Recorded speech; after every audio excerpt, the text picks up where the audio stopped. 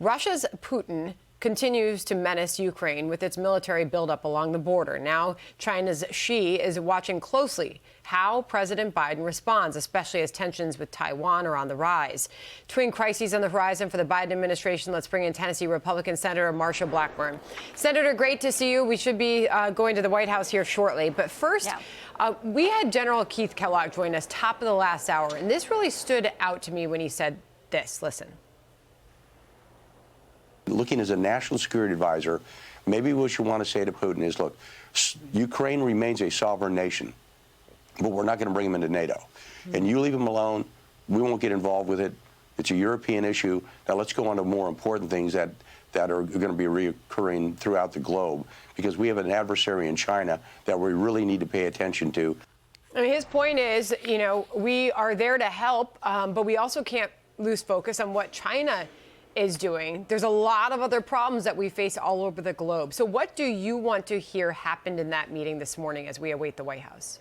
Well, it would have been nice if he had let the White House press corps in and that people were not having to depend on what they were getting from the Russian press on this. So first of all, that is something that is important. Secondly, we have to realize that Russia, China, Iran, and North Korea are the new axis of evil. And Putin and Xi are watching very, very closely the weakness of Joe Biden. If you're going to say economic sanctions, Putin is not going to believe that he's going to do that. Biden just gave him the biggest gift he ever needed, which was the Nord Stream 2. And this is going to help them. You look at the links between Russia and Iran. You look at China and their aggressiveness with Taiwan. You look at how Iran is pushing against Israel. And we have to realize all of this is related, Sandra. And these leaders, these strong men, brutal strong men, are looking at Joe Biden.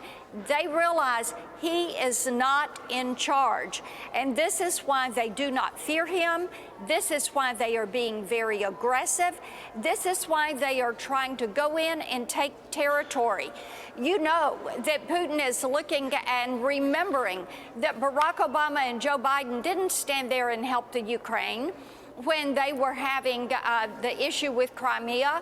You had Obama sending them blankets and meals ready to eat. You had Donald Trump come in, and what did he do? He lined up with them. He gave them artillery and help and support. So they know that Joe Biden's not going to do anything. And Vice President Harris, she probably is not even aware of the intensity of the situation and the amassing of troops that are there on the Ukrainian border and the work that Russia is doing to position these troops to go in. And what do? They grab the land. When we go in, what do? We free people and we free territory. That is the difference. It is why we have to remain the world's lone superpower. You know, Senator Ted Cruz very bluntly said that Putin is laughing at Biden, that Biden surrendered to Putin on the Nord Stream 2 pipeline. There is a Bloomberg report this morning, Senator, that the U.S. wants Nord Stream 2 halted if Putin were to invade Ukraine, and that the goal in today's call, we'll soon find out, was for the U.S. to push Germany to agree to stop the contested Nord Stream 2 gas pipeline if Putin invades Ukraine. That has not been confirmed. That's still being reported by Bloomberg and people familiar with the plans. What would you like to see happen? Is that leverage for us? The Nord Stream should never have gotten the okay, and it should be stopped immediately. And at the same time, the Keystone should be restarted so that we return to being a net exporter of energy so that our allies know they can rely on us. And Sandra, when you look at this failed foreign policy of a very weak Joe Biden, the message he is sending is, I don't give a rip and flip about our allies. They are on their own because I'm not going to keep our commitments. Look at what he did in Afghanistan. And we have Taiwan. which is being bullied by China. We have Hong Kong bullied by China. And where is Joe Biden? It is crickets coming out of this White House. I just wonder, Senator, by the way, we got a heads up that apparently they're running behind at the White House. So it could be another few minutes before we see them step up to the podium there.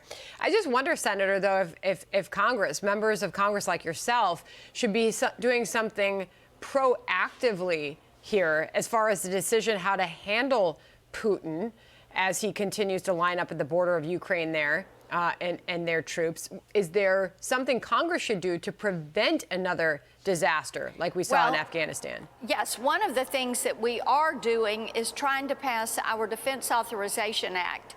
And Schumer and Pelosi have proven to be unable to get this across the finish line. What we're trying to do is make certain that our troops have what they need and that the White House and this administration are listening to the commanders on the ground, that they are taking that advice. We continue. I have Fort Campbell there in Montgomery County, Tennessee. And Sandra, I talk to the command team, I talk to the leaders, the troops, and stay in touch with what they're hearing. And you look at our other assets, our National Guard Intel Unit headquartered in Tennessee, Arnold Engineering that is doing the testing on our hypersonics. And you talk to them of what they hear about what they're hearing out of China with great power competition, what they are hearing from some of our allies about their concerns about us. The best thing we can do is to make certain that when it comes to 21st century warfare, we're going to lead the way. We are going to set the standards. We're not going to let China take control of these technologies, and we're not going to let Russia in to do land grabs and try to bankroll the communist Chinese. All right, Senator, I always appreciate talking to you. Thank you. Thank you. Hi, everyone. I'm Brian Kilmeade. I want you to do me a favor. I want you to click to subscribe to the Fox News YouTube page. This is the only way that I know for sure that you're not going to miss any great commentary, any great news bites, any great interviews coming your way on Fox. You can get it all here on YouTube. So subscribe right now.